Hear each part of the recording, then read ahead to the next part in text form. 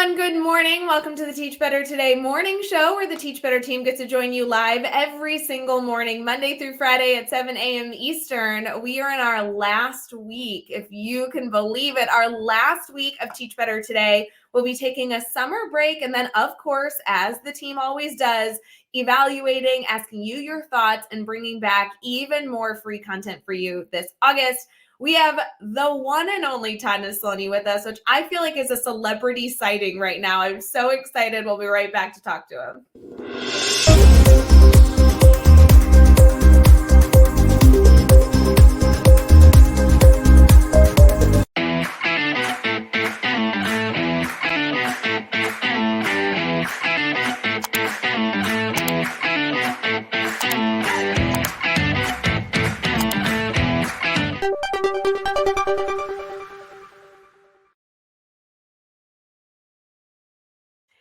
Hey everyone, good morning. My name is Rae Hughart, and we have Todd Nesloney here with us. Todd, how are you doing this morning? I'm doing great, Rae. Thanks for having me. Oh, I'm so excited you're here. I'm so excited to feature you on the show. I know we've gotten to have numerous conversations in the past, but gosh, this is such a good reminder for anyone not connected to you to make sure to add you to their PLN because you are doing incredible things for the field of education. And I don't know, you have some awesome books and resources out there too, which we'll get to.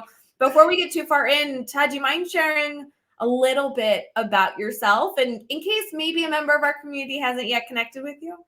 Yeah, so my name is Todd Nesloney. I have served as an instructional aide who became a teacher, who became a principal, and now I'm the Director of Culture and Strategic Leadership at the Texas Elementary Principals and Supervisors Association. I also do a lot of consulting and speaking on the side. So the great thing about that job is it allows me to continue to travel all over and get to work with people. And then I've written a few books. I've got a wonderful wife and two boys who are twins who are rocking our world at almost 3 years old. So I love being able to follow your journey, both personal and professional, because you are constantly sharing things the way I like to consume information. I love following real people in the field of education. I love hearing about their life. I like hearing about their projects. And then, of course, I love learning from them. And you have continuously, seemingly, been so committed to that type of connection to your community, at least in a virtual setting. Well, that means so much to hear you say, because ever since I got social media accounts, that has always wanted to be something that was really important to me, was to show a real person. It's very easy to show a glossy version of life on social media. And sometimes that seems like the way to go because you see all these people doing all these incredible things. But like you said, I've always been drawn to the real ones. Like, I want to see the messy as well as the great. Like, I want to celebrate along with you, but I want to see toys all over your house. I want to see you saying today sucked. Like, I want to see all of that because then I'm like, okay, yeah, I like you. I can get with you because you're real. Yes, exactly. And then you can feel more connected to them. And then especially when there's big celebrations like new books, new resources, new speaking events you're a part of, I feel like then I'm along for the journey. I'm cheering you on. I'm excited for the audience that's going to be able to learn from you. And gosh, I don't know how you do it between the twins at home and traveling for keynotes, workshops, speaking events, book events. I don't know how you manage it all, but it seems to be working so far, however your magic sauce is going. It's so funny you say that because just like anybody else, none of us are great managers of our time. We all have good moments, but overall, I think we all kind of wish we were better at managing time. And for me, it's just keeping an open dialogue with my wife to know when I'm prioritizing work over family, and I have to prepare myself to be accepting of that feedback because sometimes we're not always accepting of that feedback, but also taking advantage of every little moment I can just to kind of check something off. And so that's one of the benefits of me traveling is it's like I have that uninterrupted time on an airplane or in a hotel room where it's like, okay, focused, I can get these things done because otherwise at home I've got little ones running around who are very distracting. In a good way, Yes, yes. Todd, I have to say, for anyone listening who might be thinking, gosh, Todd Nesloney, that name sounds so familiar. You are absolutely somebody that has been around the block and has been contributing to the field for quite some time. for those of you who might be racking your brain of all the things that Todd continues to do to better our field, he was one of the authors of Kids Deserve It, which took the world by storm. I feel like everyone in education, if you've not read Kids Deserve It, that is a must. I don't think I've been in a school that doesn't have that on a teacher shelf somewhere, but you've also done a lot of projects since then, and obviously really grown in what you've been able to offer this community. Do you mind giving us a little rundown of all the resources that I know educators are already taking advantage of in most states in the U.S.? Well, I'll see what I can do. Let's see. So I believe so heavily in following our passions. And I think sometimes when we become teachers, and that's been a dream of ours, and then we feel being led in different ways of like, ooh, but I kind of like doing this, or I like creating on Etsy, or I like graphic design, or I like speaking, like whatever that is, we think, oh my gosh, does that mean I don't love teaching anymore? Or does that mean I wasn't meant to be a teacher? And I've always been of that belief where we always follow our passions. It doesn't mean I love other things less. Like I'm not in the classroom still right now, but I could go back tomorrow because I love the classroom. But my passions began to shift. And so throughout that, that's why I've always pursued those. Like if I feel something pulling at me, I've got to jump into it. So having that Kids Deserve It book and being able to put that out there, that was such a blessing and unexpected. When Adam and I wrote it, we were like, our goal was like 100 books total. Like if 5 years we can sell 100, like then it's been amazing. But the community that rallied around that and the way that's taken off has just afforded me with so many opportunities. And as those opportunities have arisen, I've tried to live by advice that I got from my buddy, Jimmy Casas. He's an incredible author, speaker, consultant. He's a fantastic human. But he told me early on in my career, he said, Todd, make sure that no matter how big your name becomes, that you amplify the voices of others louder than you amplify your own. And in hearing that, I've really taken that to heart because he told me that right after Kids Deserve It came out. That's why any books you see me put out, I've co-authored because I wanted to find other brilliant minds to kind of bring into and share their spotlight. I've tried to do conferences where I wasn't the main lead, where I'm bringing in friends and others and people who haven't had that opportunity. With my Tell Your Story conference that I did for a couple years before COVID messed everything up. That was me bringing in people that most people had never heard about, but I knew they had something great and I wanted to give them an opportunity. And so I think for me, it's finding ways to do that. But whether that is through my books like Stories from Web, which in all honesty, out of all the books, that one is my personal favorite because it came out after Kids Deserve It. And I got to, my publisher said, what are you doing next? And I said, I ain't got nothing left. Like I am so just brain drained from Kids Deserve It, which I've said that after every book now. But I said, oh, I'm going to take Jimmy's advice and run with it. I'm going to write a book with my whole staff. Like a book where I can write it, but I'll feature stories from all of them throughout it and let them get a moment in the spotlight. Then I wrote a book called Sparks in the Dark about building a love of literacy because that became a passion of mine. And I wanted to help others grow that, whether they were a teacher, a parent, an administrator. And then that led to me writing When Kids Lead and just having that student leadership portion of making sure every kid feels like they could be a game changer and have that opportunity regardless of their background, which then led to In This Season, another book that I love that is not for educators. It's for anybody. It's my first book that I was just out there for anybody that I wrote with a few friends. It includes all this artwork, and it's just a book of inspiration and hope during difficult times and seasons of life. And then my newest book is Building Authenticity, which I wanted to write for just people who are looking to grow themselves as leaders. And that's everybody, because everybody's a leader. Whether you define yourself as that or not, you have leadership qualities and you are leading in some way or another. And so from that to my PD, to my children's book, Spruce and Lucy, about making sure that everybody understands they have a place and a role, to my online courses. Like I've tried to provide something that could fill a need somewhere, but had a little bit uniqueness to it because I don't want to be what everybody else has out there. I want to try to be like, this is my passion, but it also is a little different. And so getting to do all that has been so fun, but that was a lot of word spill right there. So sorry, Rae. No, honestly, my question to you is like, is it hard to remember all the names of all the books? Because you kept naming them and I was like, oh my God, I forgot about that one. Yep, I've read that one too. And for all of you listening, these are perfect summer reads. That's why I was so excited for Todd to join the show before we went on our summer break, because there's so many education books out there. I cannot endorse Todd Nesloney's work more because they are perfect for like sitting by the pool, or Okay. taking a break on the couch while the kids nap, or everybody's outside playing in the grass and you're finally getting a moment to relax and you're going to crack open a book.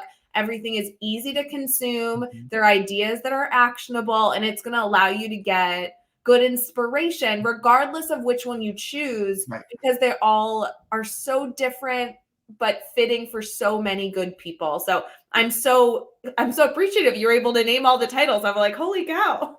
Well, thanks. Yeah. I mean, when I look at it all the time, I'm like, okay, yeah, I don't always remember all of the taglines that go with each one of them because that's a little bit more wordy. But I'm very like particular about book titles.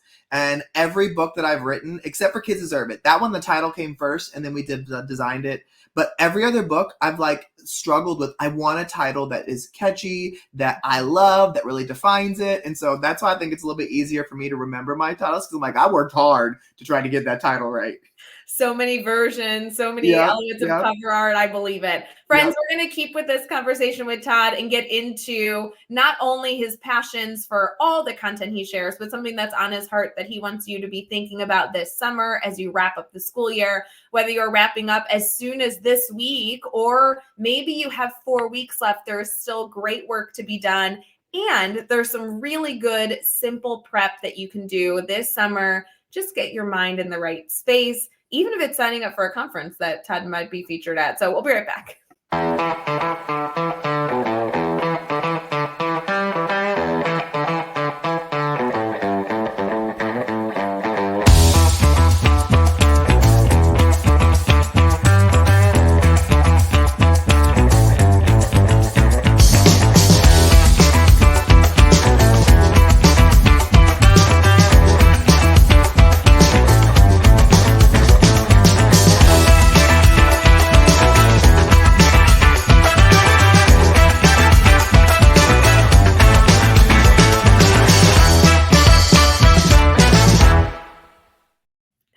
Hey everyone, thanks for sticking with us here on Teach Better Today morning show. I already can feel the energy from this episode. I hope you guys are enjoying it as we are currently streaming on Facebook, YouTube, Twitter, Twitch, and LinkedIn. If you are one of our family members here and you are listening over on Teach Better Talk podcast, we always like to give you an extra shout out as well. Thanks for subscribing to that podcast.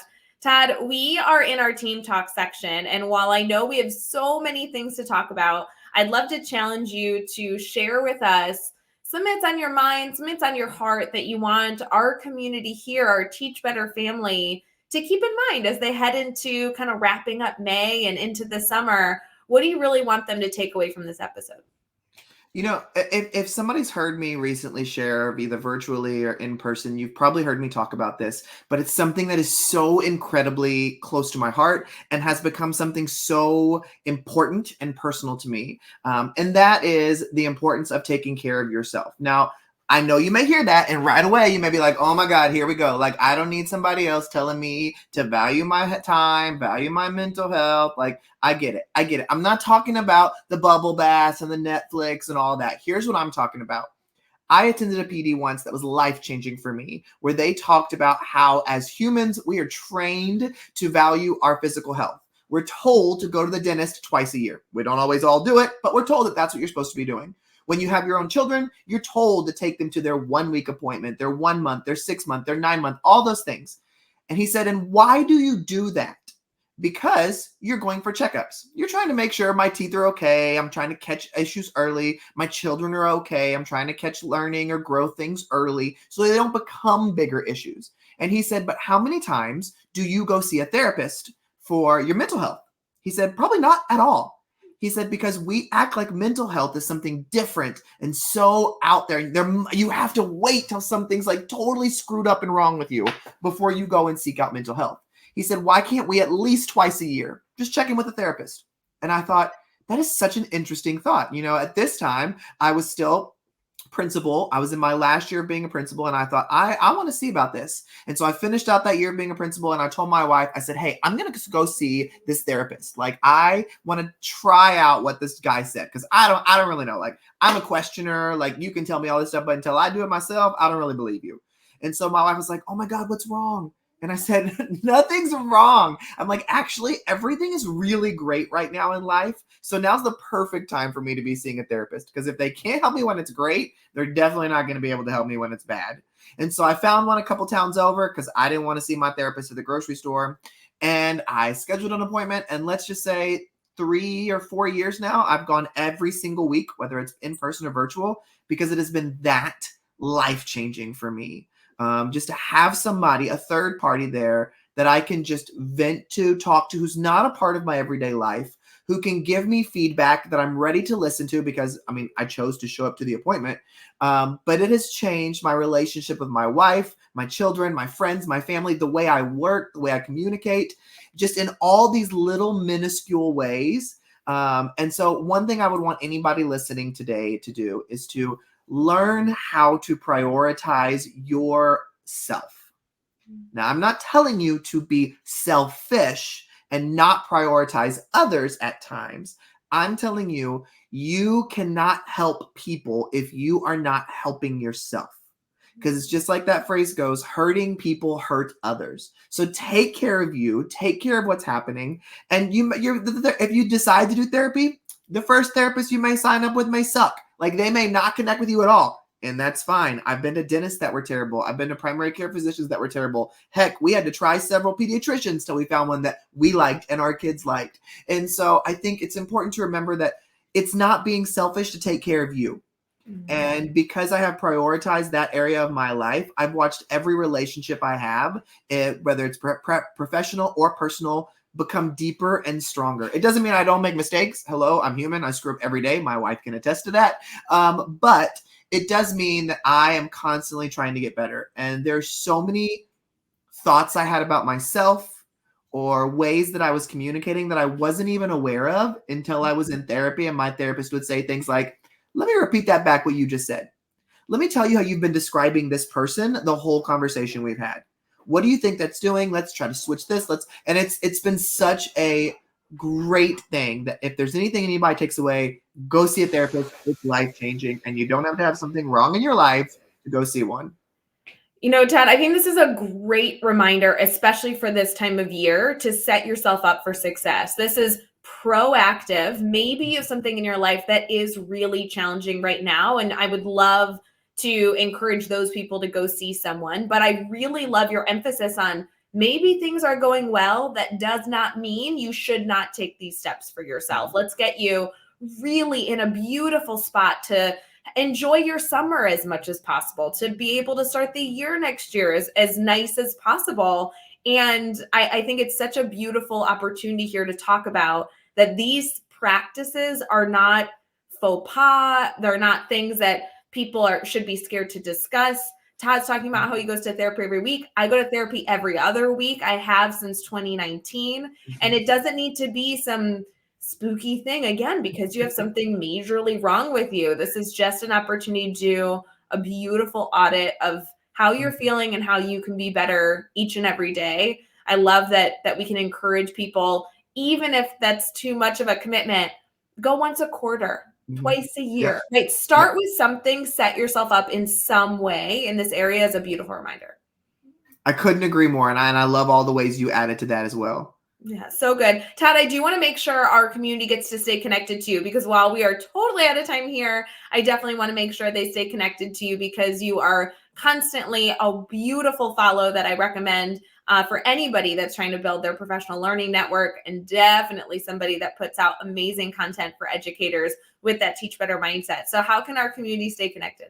So my website's the easiest place to go to get connected to every piece of everything that I do. And that's just toddnesloney.com. Don't worry if you can't spell Nesloney, spell it the best way you can and Google it. It'll come up. But then on social media, 99% of the places I'm Tech Ninja Todd with 2D. And so you can find me there. I share on every social media platform just to stay connected and grow alongside y'all. I love it. And friends, if it means anything to you, Joshua Stamper is a friend of Todd Nesloney. So to me, if you get the Joshua Stamper stamp of approval, you got to be good people. So if this episode wasn't enough, please let us know if you have any issues connecting with Todd. We, as a team, whether it be myself or anyone on our team, including Josh, we would love to help you get connected to him and Hey, we'll even give you his phone number if you need it. So just let us know. Todd, thanks so much for joining the show bright and early. I really appreciate you. Thank y'all so much. Have a wonderful rest of your day, friends. We will see you next time on Teach Better Today. And even though we're wrapping up this week, don't forget we have plenty of support here for you. So stay connected. See you soon. Hey, Teach Better community. Thank you so much for joining the Teach Better Today morning show every single weekday at 7 a.m. Eastern. We have so many resources for you outside of this live stream at teachbetter.com, including blogs, podcasts, and professional development that will bring our team to your school. Wherever you are listening from this morning, please make sure you are sharing and celebrating the incredible educators in this world. And hey, if you are listening over on a podcast to Teach Better Talk, we would love a 5-star review. The comments are always so entertaining. We'll see you tomorrow.